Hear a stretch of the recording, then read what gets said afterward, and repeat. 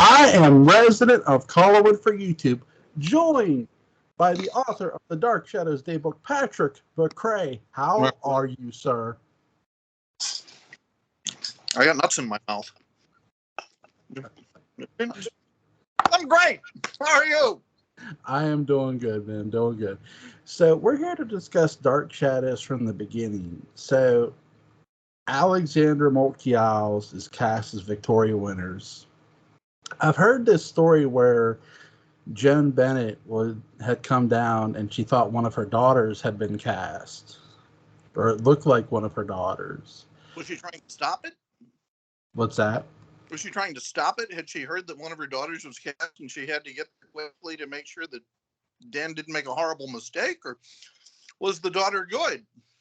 No, she thought Alexandra looked like one of her daughters. Okay. Is what I heard, which is interesting, which is really interesting because she does look like Joan a bit. Mm-hmm. So, well, that's because Vicky is Liz's daughter. Right. So, the one thing I always notice with the original Dark Shadows, Patrick, is Mitchell Ryan, Alexander Moltke-Isles, Victoria Winters, Burt Devlin. And it's something with Dark Shadows that hasn't been repeated where there's two people on the train instead of just one. With, for example, for the 04 unaired revival that we covered on here, and even in the 1991 revival and the 04 unaired pilot, there was only Victoria Winters on the train. You're correct. With the original, there's a Burt Devlin. There's another character. And I think that's another thing that just makes the original so unique. You're not just getting one character, you're getting two. And then you're getting an array of characters after that. Mm-hmm. Yeah. Of course, they were going into a totally different story. And Burt Devlin was the catalytic character for that original story. Unless you're going to make something, which is not a bad idea, but there's a love triangle. Right. Burke and Barnabas and Vicky, right. Then it's tough to justify that other character in there. I think something that gets done really well too is Conrad Bain really does not get enough credit too. You guys were talking about this on Twitter, you and Gordon. Shout out to Gordon. Bane of my existence, Conrad Bain. Right. Who was supposed to play James Bond? And he was going to take over. No, God, I wish. I'm just pulling your leg. Can you, Conrad Bain, the deadliest Bond ever? He'd be the most reasonable Bond ever. Did you hear they're making a new James Bond video game? Really? The people who... It's not about the movies. And thank goodness. So it's about a new... I don't know if it's being taken from the books, but I know it's not being taken from the movies. And they are going to cast a new actor for the voice. I hope they cast Tom Hiddleston. Now you got me doing it. Whoever's in the background there. Yeah, I think Tom Hiddleston would be fine. I think there are lots of good potential James Bonds out there. But who would you cast as James Bond right now for a movie? Oh God, for a movie, I would either go Tom Hiddleston or Adam Driver. Adam Driver? Yeah. Tell me why. Look, no disrespect to the person who previously played James Bond, okay? But James Bond, look, people are going to crucify me for this, but the guy who played James Bond right after Sean Connery, he did not do a bad job. No, I love George Lazenby. George Lazenby got the wrong kind of heat. He did a great job. Bond is not this muscle-bound guy. In fact, there's an interview with the writer, the late writer of James Bond, who I believe he was doing an interview with Walter B. Gibson. and who created the Shadow, and he said, your character does this, and my character shoots his way out of trouble. And he was describing James Bond. And I know it was on YouTube once. I don't know if I could ever find it again. But so he doesn't describe James Bond as muscular. So to me, James Bond shouldn't be someone who is muscular. Yeah, that's a Hollywood-driven thing. I mean, Connery had been, I think, a bodybuilder or something for a while. So he naturally had that, but I don't think that's why he was cast. Right. No, I don't think that's why he was cast either. I think when I look at all the actors who were cast, they were, for the most part, in the, from whether it was Connery, Lansby, they were pretty much perfectly cast. And I don't know where it went wrong, but. Well, with that last onion, oh my goodness. You all right? I feel like Dana Elcar just sat on me. Hang on. So here's the thing. This all happened with Daniel Craig. And not at the beginning. Craig said that, he used to train for maybe a couple of months or something. It wasn't that bad. And now he's just training constantly. He's miserable. I don't know if you saw Knives Out. It was a pretty good movie. Yeah. I would love to see that Daniel Craig, who is a lighthearted guy with a good sense of humor, play James Bond. I don't think necessarily Craig is the guy to blame. I think if you wanted a Roger Moore performance from Daniel Craig, he would give you one. Yeah.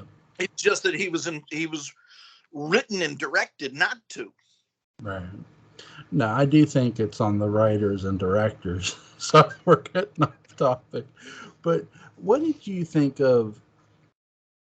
Did you ever think that when you first watched Dark Shadows from the beginning that maybe there was going to be a potential that Roger was going to somehow get involved with Vicky at all? Oh, no. No. Okay, so I started watching the show with Barnabas coming out of the casket. Right. Which is when they changed Roger's personality pretty significantly. Yeah. He becomes Uncle Arthur. All of this from Bewitched. All of this, kitten business. Yeah. Where he's flirting with his niece and all this other stuff. That's not there. And even when he marries Cassandra, no. Now, Right. if all I had seen of the series was from day one, I think there'd be a potential for that. But they really stacked the deck against Roger. Roger is introduced in that first episode as a fairly negative figure. Yeah. He's crushing glasses. That's one thing on Dark Shadows. Whenever you see a frosted glass, it's going to get broken. That's true, too. It's a really cool effect, though, too. Like, even like when you go back and watch it on Tubi, or whether you just own the coffin box set and you watch the first episode, it's an effect that just works. Sure. For the show. And I actually do like Maggie's blonde wig in the beginning, the first episode. Arcade jerk. Yes. I love Catherine Lee Scott and Alexander Mokial's chemistry in the diner. It's really well done. You're right. You are Jerk. Jerk. I love it. It's so. Although, I think Maggie knows immediately that Victoria is the new it girl in town. Yeah. I think she goes home and dyes her hair to look more like Victoria's. You never know. Why not, right? I mean, hey, there's this beautiful brunette. Hey, but I like Conrad Bain because you get the sense early on that Mitchell Ryan's character is from Collinsport, because he says, I don't know what they have here anymore. But who really sends it home is Conrad Bain when he says, my name's Devlin, and he turns, he's like, Burke, and he's happy. Happy to see him, and Burke is just cuts him off. Yeah, it's one of the most underrated things about Dark Shadows. It's like, and Alexander's like, Vicky's like, you knew him. He's like, yeah, ever since he was this high, ever since he was a boy. It's like, and you're sort of wondering what caused that, Yeah. And that's Dark Shadows, ever since its beginning inception, was the greatest show at building intrigue to its each character. Not just it builds the intrigue not just for Burke, but it builds intrigue for the people who are in this town who Burke knew or know. I agree. It creates a context for Burke to exist in, where Burke is the native who doesn't want to really be a native. He's there on business. Yeah. And Vic is the non-native who does want to be a native. Yeah. I like how everybody's telling her, go home, go home, go home. And it's like, it's funny because it's like, well, okay. She came from the orphanage, the foundling home, if you will. And it's like, I love how they did this. They literally, it's great. It's not necessarily rude, but it's great character ignorance, but it doesn't make the characters look stupid. It just, they don't know. And you just don't see storytelling like this anymore. Like where you're building empathy, but you're also having these characters sort of be like, nah, just turn around, just leave. Whether it's Burke, whether it's Maggie. Maggie tells her to take her one good look at that hair, it'll turn gray, it'll turn white or gray. And It does a job of setting up Collinwood than, any set piece. it does, because when you see the house, you're sort of, oh wow, that's a big house, right? But you're right. They do the words of Maggie, and even sort of Conrad Bain is, Mr. Wells. He's like, is Maggie bending your ear, Miss? And it's they do a great job setting up this big gothic spooky house that, hey, this house, it's haunted even before you long see a ghost. you know is What did you think of them getting Joan Bennett on this, like them casting the legendary Joan Bennett? There was another soap opera, maybe there were two others that had, I think one of them maybe had Lana Turner. Yeah. And another one of them had Joan Crawford. I'd like to see Joan Crawford running an orphanage. Woo! Anyway, uh, but seriously, so I think there was kind of a tradition at the time, or a trend of trying to get Hollywood, Hollywood starlets of the past to be your lead females of the present. So when I think of someone who, I mean, let's even, I can say this because John Bennett's around my age. Someone who's old, Right. someone who's old and really experienced, and so on. Of course, I think Lindsay Lohan now, who actually looks like she's older than Joan Bennett. But seriously, um, I think it was a great thing. I can't necessarily judge whether or not Joan Bennett was a tremendous actress, but she was a hell of a presence. Yeah. And the first time, I mean, her work as Naomi is unbelievable. So that makes me eat my words right there. Her work as Naomi is very good, and her work as Flora is really good. I think really Liz Stoddard gives her some of the least of stuff to do, because Liz is all about secrets. Yeah. It's all about what you don't show. And she goes from being a perpetual victim to wearing a red coat and bailing her daughter out of jail, and being the life of the party, which I think just partly was a concession to the fact that they didn't need that storyline anymore, and partly was a concession to the fact that apparently in real life Joan Bennett was the life of the party. Yeah. So I think she really anchored the show. I think when they started, she was kind of their Patrick Stewart. I think she does a great job of just her emotions from she's defending Victoria coming here to her brother, who's a jerk, to when Victoria comes, it just feels like a business transaction to her almost. Like, in a weird way. Like, she's like very, like, she's formal to her, she's nice, but it's like, she she answers her questions, but then she shows her to a room, which was Elizabeth's old room, which I like. It gives you the nod that there is something more there, right there. But it just felt, it was so good. It was like you went from defending this girl to like, okay, you're not attacking her, but in the same sense, I always felt like at first for Elizabeth, this was just a business deal. She was testing her. Yep. It's like Charlie going into the chocolate factory. What is there, like, in the beginning, because there, like, it takes a while to get to a ghost. In the beginning episodes, what was the most shocking thing to you?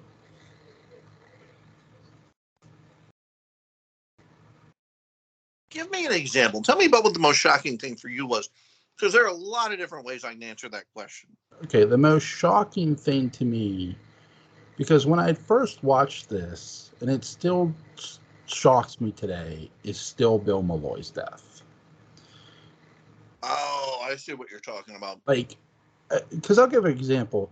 When Victoria sees that shadowy figure in the drawing room, that's not Bill Malloy's ghost. Bill Malloy's still alive at that point in time. That's right. So, Bill Malloy's death really shocked me because it's like, you got the sense that this character was very caring. Now, I didn't expect him to reveal the truth, but I didn't expect him to kill him off either, And it was still so greatly done. Well, beyond the fact that there's a central mystery about it that powers, a lot of these early episodes, right. There's a core reason why Bill Malloy has to die. Right. And it's because he gets too much done. Yeah. Dark Shadows works best when the characters are just competent enough to respect, but not so confident that they're going to look at the problem and say, oh my God, you have Nicholas Blair living under your roof? Let's go get a hammer and stake. It's at least a start. But, so that's why Stokes is always having to go away, with the other 6 castaways to the island or wherever it is that he goes. It's why you can't have good guy characters who are too competent for too long, because a lot of Dark Shadows rests on characters not knowing what they're doing. Having very little idea really what's going on, but you still respect them. And Bill Malloy completely shattered that. It is Bill Malloy's job to know things. Yeah. To get stuff done. And so you got to kill him off so the show can happen. Yeah. It's very well done too. I like how he's very upfront with everybody. He's very direct.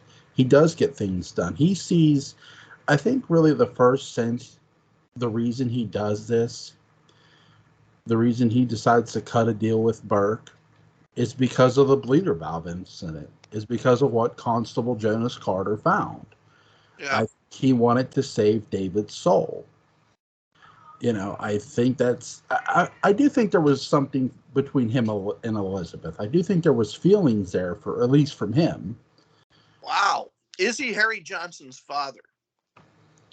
Well, let's ask the real question.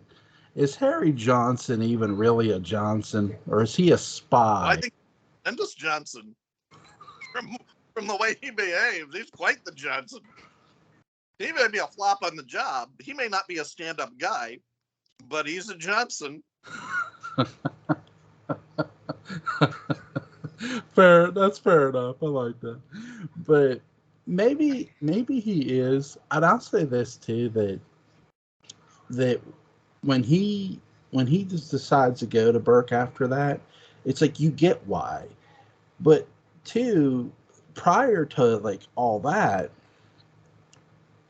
I want to really get your thoughts on the character who played Sam Evans first, because I like how you meet him, Vicky's on top of Widow's Hill, and he just comes out of nowhere and starts talking to her. It's so good, and it's creepy at the same time. Oh, he's a creeper.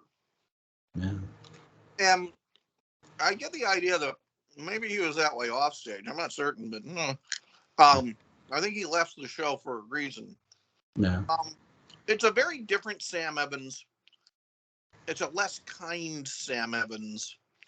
Yeah. He has a real block on his shoulder, or a chip on his shoulder, and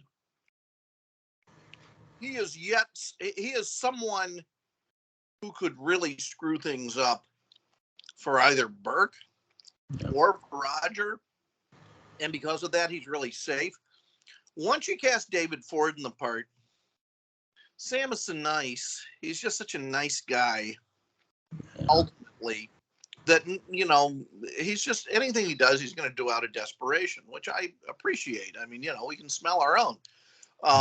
But yeah, it is very different. I like the fact that he's doing poetry at times. Oh yeah. It's so different from what David Ford's going to do, but it doesn't feel like so different that it's two different characters in a sense. You do get because they both bellow. Like, both actors do yell and know how to raise their voice, which is great. Sure. But I love with David, because again, Ford played the character longer, they actually get into Sam Evans literally painting later on with the Phoenix arc. And it was good to see that. It was. And you know, the other thing is that, who was the previous? Who was Mark something? Yeah. So Mark of Zorro, or whatever his name was. You could tell he was not a great father. Right.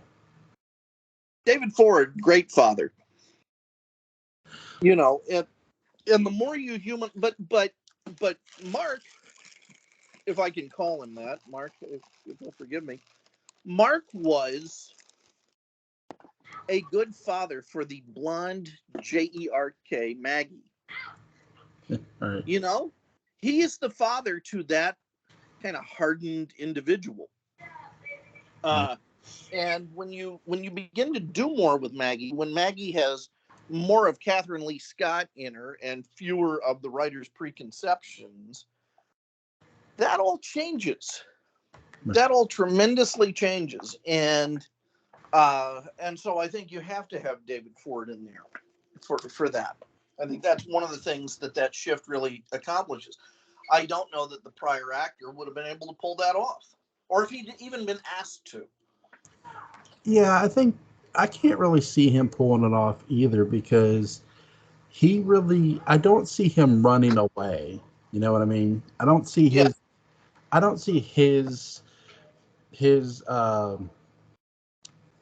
Sam Evans willing to run away or willing to just run out of the room when it's Burke. Now, he doesn't answer the door. When Burke finally pays him a visit, he doesn't, he is sort of hesitant there. And I think there's a great line between Mitchell Ryan and Maggie Evans where Mitchell Ryan's character, Burt Evans, like, I didn't realize Sam began drinking, or was, or drinked, which is really a telltale of, okay, there's something going on with this character too. If the pounding, if the secret meeting, him going up to Vicky and then Roger pounding on his door, which I love. Lewis Evans, open the door, you drunken bum. Yeah. I mean, that's all accurate. Right. It certainly puts Roger in a different light. Let me ask you, is Roger pretty much a different character at this point? Yeah, I think you hit the nail on the head here. Like, the later Roger, for people who've never watched Dark Shadows, he's very much a different character when Barnabas arrives. I agree with you. This Roger wants nothing to do with his son, wants nothing to do with anybody wanting anything to do with his son, really. He doesn't He doesn't want Victoria there. He definitely doesn't want Burke there. And if his son got sent to a school tomorrow, he'd be the happiest man on the planet. Yeah. And it's Lewis Edmonds. Well, if he is his son. Look, showed great range. My favorite character he played was Joshua, but he really did do a great job of just honing this character of Roger Collins, even at the very, very beginning. I agree. No matter how much of a jerk he was, he kept you invested in that character really well. Absolutely.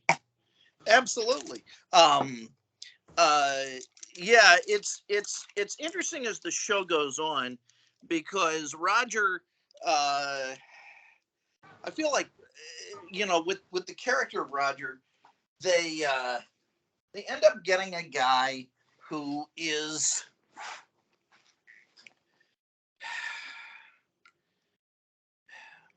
his function in the story is completely different. Right. I almost wonder if Barnabas had not come along, would have been killed off at some point. I think I even heard rumors that they had talked about doing that. Mm-hmm. He feels expendable to the story. It's interesting to think about how the Jason Maguire story would have gone if Barnabas had never entered. Right. And would Roger take more of an active role in that? But, once they had Barnabas to sort of be the main heavy, Roger had to lighten up. And the thing is, the lucky coincidence with that is that it makes Dark Shadows a more realistic and human story, because Roger does warm to David. Yeah. Especially after, what do you think is the big turning point for Roger and David? The big turning point to me is between Roger and David ultimately is there's many, really. If we're going by the beginning, just the beginning episodes. Yeah, you don't have to, but go for it. It's your podcast. What am I telling you what you can and can't do?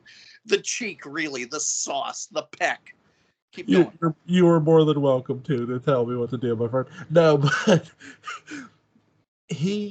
for the beginning, like when you go from the beginning and how their relationship is, the biggest change, there's many changes. The first real change is during the first Phoenix arc, when you finally see Roger gives a damn about his son because he doesn't want him to die. Yeah.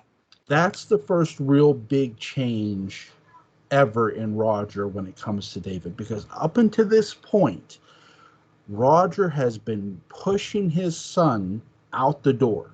Yeah. And pushing him away. It's not something a father should want to do, is push their kid away. Sure. And he is. That's the first real change. The next real big change, because it sort of changes back too, sort of during the Barnabas arc, when Barnabas is wanting to send David away because Roger's agreeing with it. Yeah. The next real big change for me is Quentin. When Quentin. Okay. There we go. It's the whole. It's that, to me. It's this weird moment. It's when Roger, I think, sees Quentin for the first time. Yeah. And realizes what his son has been through, and just suddenly has this 1,000-yard stare. And, the shame of that, beyond the fact that, being tortured by a ghost who's trying to kill your son is somewhat psychologically scarring. The real shame of that is that after that happens, we really see very little of Roger Collins. Because we go away, we come back to the Leviathan arc. Roger, is there a little, but he's not interacting a lot with David. He's interacting a little bit. And, after the Leviathan arc, in which Roger's not there a lot anyway, Roger Collins' primary time disappears. Yeah. Not there at all for Ragnarok. He's not there at all. He's preparing his speech when they get back from 1840. Yeah. But that's it. That's it. Yeah, again, I'm with you. There's more than just one moment where Roger's relationship really changes with David. Yeah. But to me, the first real sign of Roger giving a damn is the Phoenix, and then I'd go like you said, I'd go like the Quentin. It just Dark Shadows always kept growing with their characters. They kept taking. I sort of talked about this with my Here Comes the Bride video, my last Here Comes the Bride video. Dark Shadows never stopped taking chances, whether it be with their characters, whether it be with their story. They always kept taking risk, and that was the greatness of it, really. Yeah. It was, even in the beginning, it just, they're not, nothing is safe. You know, even to me, I know this is going to sound corny, but even Victoria to me is not safe. Like, Sure.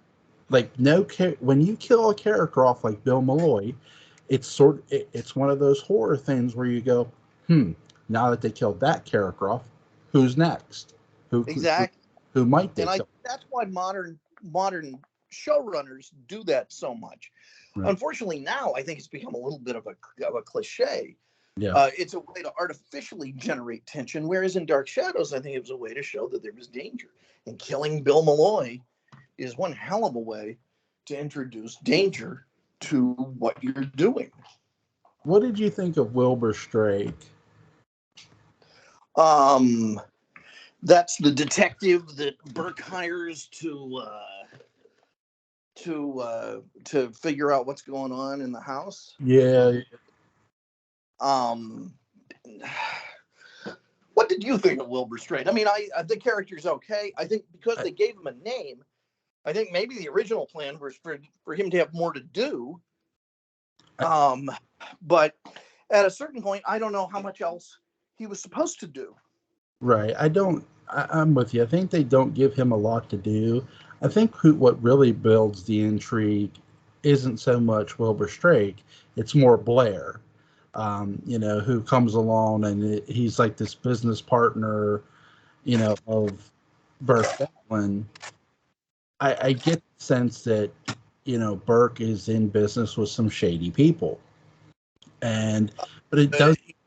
Like the Levelor blinds people? What do you like, Venetian blinds? Like what do you mean? Like, Well, no, I'm just kidding. I'm just pulling your leg. Yes, I know.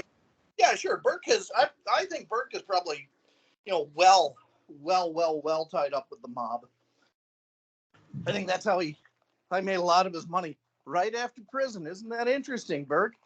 Gee, who amasses a fortune like that right after prison? Most people can't get a job at a Stuckey's selling pecan logs right after prison.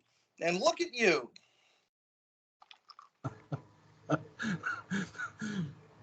Well, there's the Burke Devlin way out of prison, and there's the Jeffrey Epstein way out of prison. But anyway. Oh. Anyway. Wow. Okay. So what exactly was Burke doing before he went to prison? That's what I want to know. That's the thing. The manslaughter trial is so it's a perfect, when they finally explain what happened. Like, he was set up for 5 years. It's like, it's a great story. Yeah. But the end of it, where they just send Roger away, I love this actually, because you're talking about Jeffrey Epstein now, right? No, I'm talking about Mitchell Ryan. You just said you love Jeffrey Epstein. Jeffrey Epstein stood for. I heard you say it. You just said it. Oh my God. Full sayings. Want to be like Jeffrey Epstein in every way I possibly can. Your wife brought out a Bible and you put your hand on it. Just rewind it. We saw it all, Julie. You can't lie to us anymore. Oh my God. What's next for you? My Lord. Straight to Diablos. Anyway. Diablos. That's going to be the title of my sitcom. I believe it. I like what Mitchell Ryan's character Burke Devlin does by the time they wrap this whole thing up with him and Roger, because I know some people don't like it to where, well, why didn't they send Roger to prison? You talked about about Elizabeth testing Victoria. Burke is testing the very morality, to me, the Collins family was built upon, when he wants to see if Liz will at least pick up that phone. And when he does, he goes, okay. Because Burke's been to prison, and as awful as it was, he wouldn't necessarily wish that on someone else. Right. He just wants to know that the universe is somewhat fair. Yep. And I think that's what Bill Malloy was always hinting to, that, hey, he just wants the truth.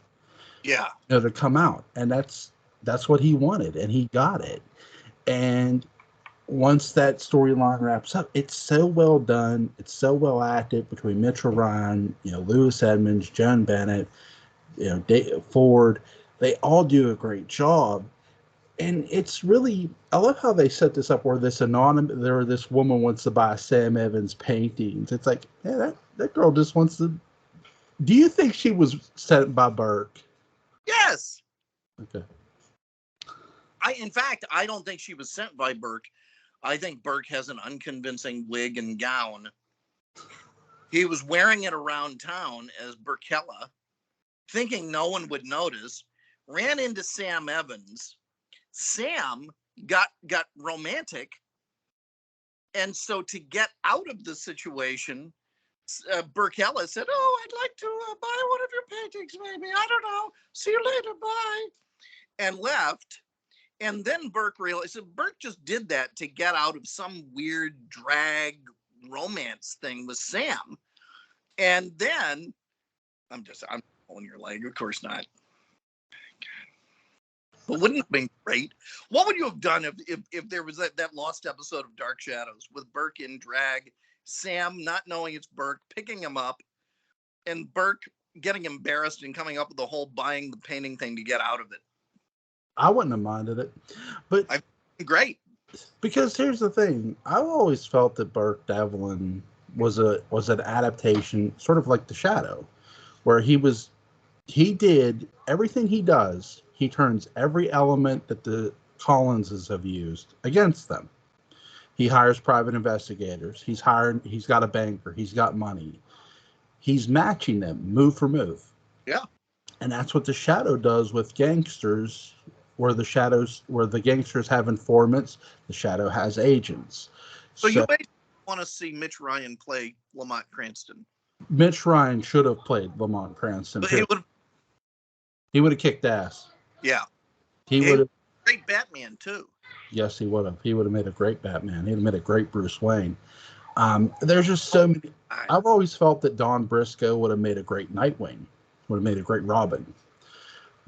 Okay, I would have cast Don Briscoe as, I think it's Hal Jordan.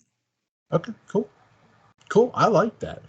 I wouldn't mind now, I'll give you, for David Selby's character, like who he should have played, to me, David Selby, and I know he's a little tall for the role, but he should have played Willie Lumpkin. Nah, I'm trying to think of the superhero's name, but what's his power? What's he do? The Question. He should have played The Question. David Selby is The Question. Yeah. Why that? I'm a big Steve Ditko fan, so now you're talking my language. Because I think he would have fit the role. I know he's a bit tall for it, but I think he would have pulled it off. Interesting. Simple. Now, who would you have gotten to play Jack of Hearts? Just kidding. Why hasn't Marvel done anything with him? Could you ever figure out who Jack of Hearts was, or what on earth his power was? No. He had a wacky costume, but I could never actually find him in a comic book. No, I never got that, actually. I never got the Jack of Hearts thing at all, honestly. Batman's had, like, I'll give you an example. Calendar Man is not the greatest Batman villain, but he's an interesting Batman villain. What is Calendar Man's power? I've never even heard of Calendar Man. You're just making this up. No, I'm not. I say Marie. He does. No, he he's weird. He's sort of like to me, he's just an off version, in my opinion. He's an off at that time of the month. He's an off version of the Riddler. Instead of quoting riddles like the Riddler, he knows every date of everything that ever happened, and he seems to know of when things will happen. What? Boy, DC was really desperate. The Silver Age, things got really weird over there. They just ran out of stuff after. Let's have a flying bat lab. Let's have a calendar man. Sure. It's like Brick Tamland in Anchorman, where he says, Brick, are you just looking around the room and naming things and saying that you love them? Was it just a matter of Julie Schwartz or whoever was at DC at the time looking around the room and just saying, let's see, aluminum can, stapler man, blotter man. No, calendar man. Sure. Well, why not? Do a calendar man thing. Next week it'll be doorknob man and hand sanitizer man, water cooler man. But seriously, so Calendar Man was a good character. He was an interesting character, is what I'll say. I won't say he's a great character. It's not like you have to marry his daughter. You can say he's a good character. You can commit to that. I won't hold it against you. I'll hold it against myself. But no, I just after the broadcast, and don't put pictures on the internet. No, I just think that with comics, not every character needs to be created just for the sake of being created because we're running out of villains, so we got to just come up with something. Well, I don't know. DC really pushed that theory pretty hard at times. Yes, they did. Who do you think is the bigger offender, that Marvel or DC? Oh, DC, because Marvel, during the Silver Age, the early part of the Silver Age, Marvel still had yet to really introduce their big guns. Yeah. And I think by the time they introduced the big guns, if they introduced a ridiculous villain, they kind of admitted it. Yeah. I think the biggest difference too is DC deals in main villains, where Marvel more deals in side villains, where DC has your Lex Luthor. He's a main villain, where Thanos is always underneath somebody, or there's somebody underneath him and underneath. There's never a main villain. Rarely do they get to a main, like Galactus is a main villain.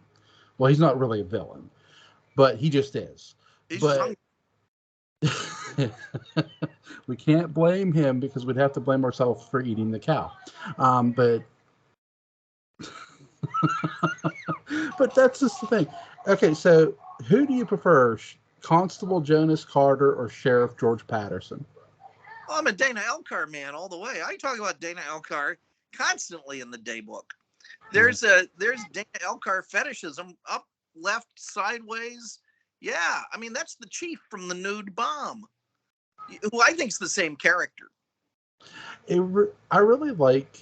I feel Constable Carter doesn't get enough credit for actually helping Sheriff George Patterson. I know we don't see it, but I think once Constable Carter investigates the bleeder valve, I think he left a note for Sheriff George Patterson to sort of say, "Hey, watch out for this family. Something's up. Something's off."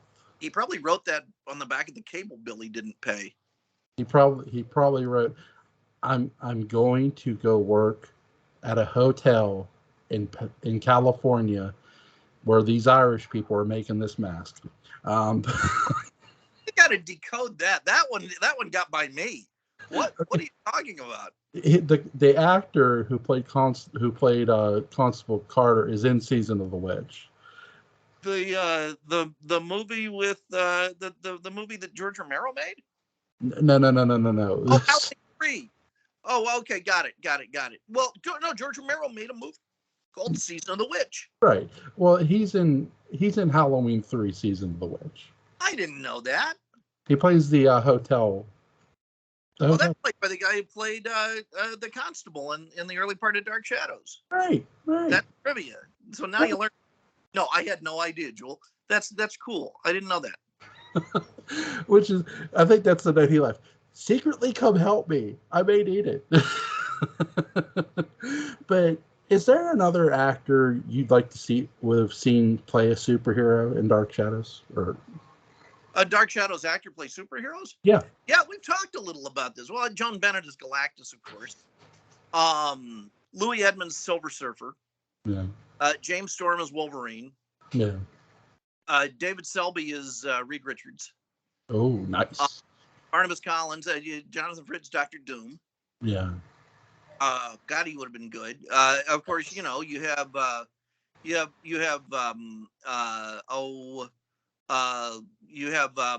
Sue Storm as Kitten. Yeah. You know, Nancy Bear. and yeah, and then you have Johnny Carlin is Johnny Storm. You know, and then I'm sorry, but really to really nail it home. I mean, Mitch Ryan could have played any of that, but man, he would have made a hell of a Ben Grimm. I'll tell you what, with John Carlin, I would have went the other way. I'd have had him play Wolverine. Really? Yeah. I could. Why is that? Once upon a time, let me tell you a story. I heard in the 80s that originally they wanted Bob Hoskins to play Wolverine. God, I thought you were going to say Bob Hope. Good, continue. No, but it's never who you usually when a hero is initially when the director or whatever initially wants somebody, it's never who you think. And I think Carlin would have just nailed that role. He knew how to play edgy so well. Not that James Storm didn't. James Storm did. But I think Carlin would have nailed that role too. They both would have really. You know? I can see that. Here's a secret to casting. Here's the thing. If you're dealing with a limited pool, okay, and let's say that you've got two actors, sometimes the more versatile actor or the seemingly more versatile actor, because we never saw James Storm play a character like, Willie Loomis, so we'll never know. Right. But it's interesting because, we could imagine John Carlin as either Johnny Storm or as Wolverine. Right. But James Storm, just think of as Wolverine. Yep. So in some ways, John Carlin winds up playing Johnny Storm because nobody else can. But okay, so you got Humbert Estrado as Doctor Strange. I'll give you my James Storm role. I would have loved to have seen him do. Remy LeBeau, Gambit. That's a character I don't know that much about. Okay. Well, Gambit can make things explode by touching them and throwing them. He uses a deck of cards. Okay. And he's got this Louisiana accent. And it's really, I think Storm would have nailed the role easily. Okay.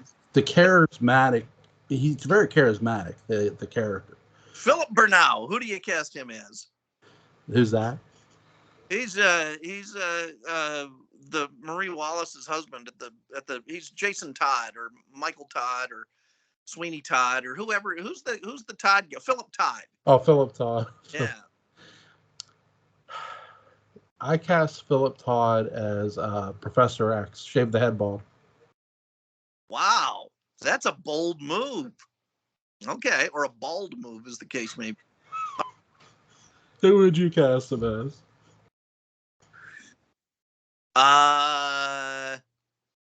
Maybe I don't know. That's a good question. Maybe I don't know. That's a good. I'll have to think about it. Who do you cast Chris Pennock as? Christopher Pennock. Oh my God, Iceman. Really? Who do you cast as Daredevil? We've gone so far off the mark. But okay, who do you cast as Daredevil? Actually, if I'm not gonna, I might have Christopher Pennock play double duty and have it dye his hair brown and do Daredevil because he's the right height. Yeah. But I'll tell you who would make really would have made a great Punisher would have been Selby. David Selby would have been very good as Punisher. Now wait a minute, hold on. I just thought of somebody for Chris Pennock. I don't. Oh, Hawkeye. Yep.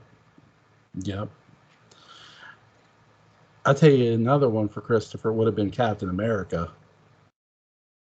Yeah. He would have been a great Captain America. Yeah. He would have been a fantastic. Because Cap is such a commie. When he gets back, he's always into some bleeding heart liberal issue, which I think's great.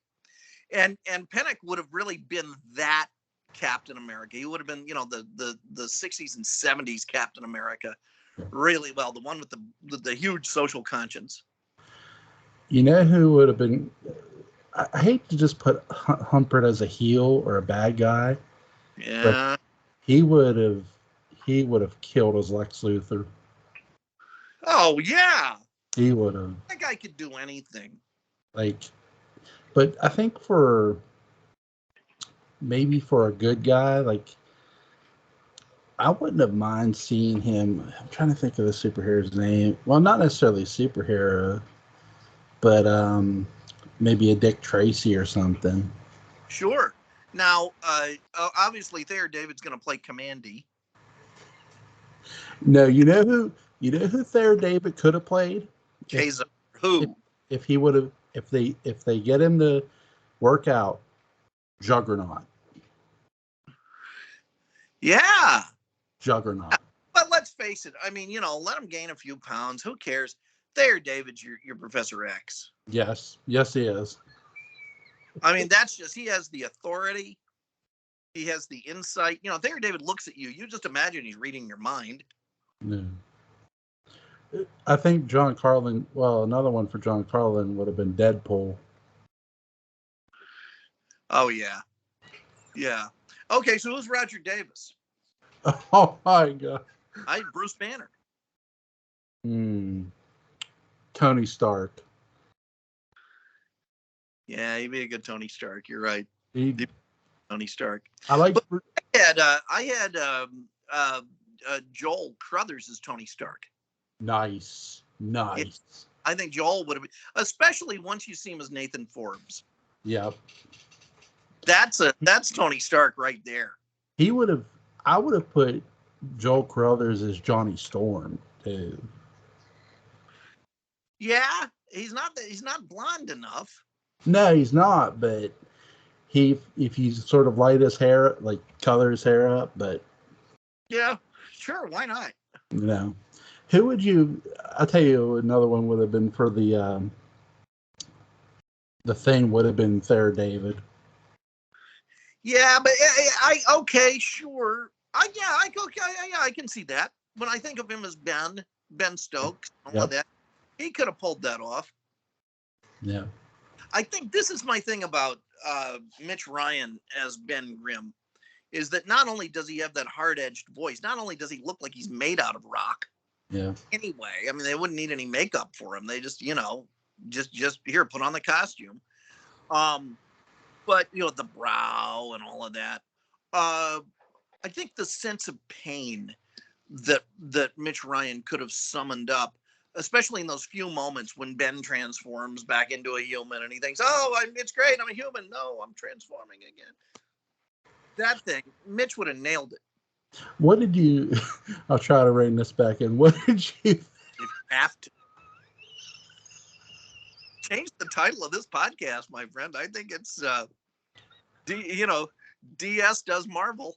Yeah, that's what we're going to title this, actually. But what did you think of Mitchell Ryan sort of playing Carolyn sort of as a fool a bit? He realizes she's fallen in love with him. He will do what he needs to do by any means necessary. I love that scene too when they're in the hotel and she's just they're in the restaurant. She's just waving at him oh my God. Yeah. It's so. Mitch doesn't make any moves really. No significant moves when she's in his hotel room and all of that. At least I don't remember him making any moves, which is a wonderful, honorable thing for him to do, and it keeps him safe to be Vicky's eventual, love interest. He does kiss Victoria, and I love the fact that he kisses Victoria, and she's sort of you get the sense she's red in the face. She's blushing, and Elizabeth asked her about it too, which is really a great scene. Like really, really, really well done. It just. What do you think of Louis Edmonds as Abin Sur? Anyway, back to Dark Shadows. No, you know who Louis Edmonds could have played? Louis Edmonds could have played Brainiac. Okay, so now we're getting into villains. That's who Roger Davis plays. Roger Davis plays the Joker. Yeah. Think of him as Dirk. Yep. He was a hell of a Joker. I know who. I forget who played the Riddler in the Batman series in the '60s series. Frank Gorshin. Yeah. I think there's your other James. There's another James Storm character for you, the Riddler. The Riddler, sure. Yeah.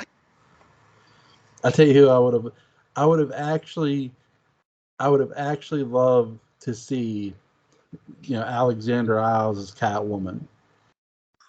Well, now the conversation takes a decidedly different turn. I don't know if we really want to. We need to slap a different rating on this if we keep going with that. But I confirm that yes, Alexandra Moltke as Catwoman is a thought that's going to be on my mind for quite a while.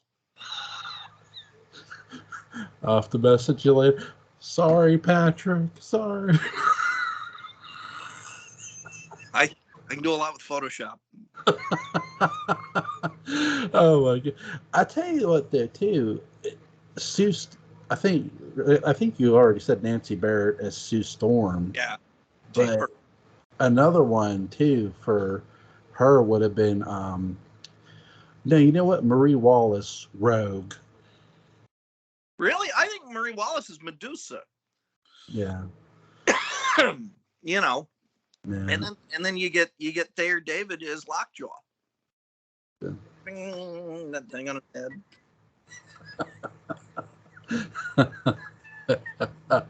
Yeah. Like broke as Luke Cage. I'll tell you this. I've never been the biggest Luke Cage fan, but just for me, like a character would have loved to see, like another character I'd like to see do as like a superhero role. You've talked about Jonathan. Jonathan, I know this isn't quite maybe what he could have been Bruce Wayne. Oh, I've thought about that. He'd be a very, very, very interesting Bruce Wayne, a very cerebral Bruce. This is a Bruce Wayne who, it's no stretch to imagine him as Batman the Detective. Right. Yeah. I always thought I would have loved to have seen. I know, look, I love Donald Pleasance as Sam Loomis, but I wouldn't have mind. I would have loved to have seen Jonathan Frid play that role. Oh, Sam Loomis. Yeah, we've talked about that. Yeah. And then that frees up Donald Pleasance to play Thor. Yep. Can you imagine?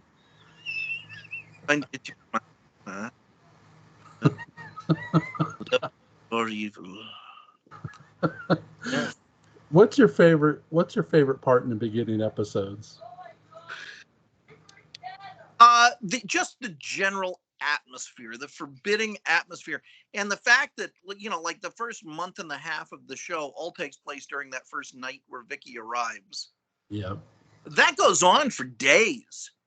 And the fact that Collinsport, even though she arrives in June, yeah, it's already dark out, and it's dark early enough that there are hours of activity to engage in, before anyone even thinks of going to sleep. And it really makes Collinwood and Collinsport look especially otherworldly. I like the fact that because they do shoot up at Seaview when she's coming out of the house. There are moments where when they're shooting the show, that you see her coming actually out of the house. Yeah. I love that because it builds, even though they don't do it a ton, it just builds more towards the show and the setting, the state where they It's a much larger world. Right. They paint this is a big world, and I love the atmosphere is great. Collinsport looks like a great town, a great creepy town. Like even it goes great with the Gothic house. Like all of it, it just all fits, and it's so well done.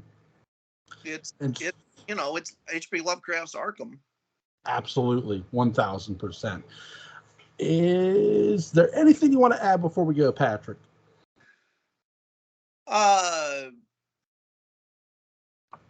The early stuff, I wrote about this a few weeks ago, that the early stuff to me is a different show.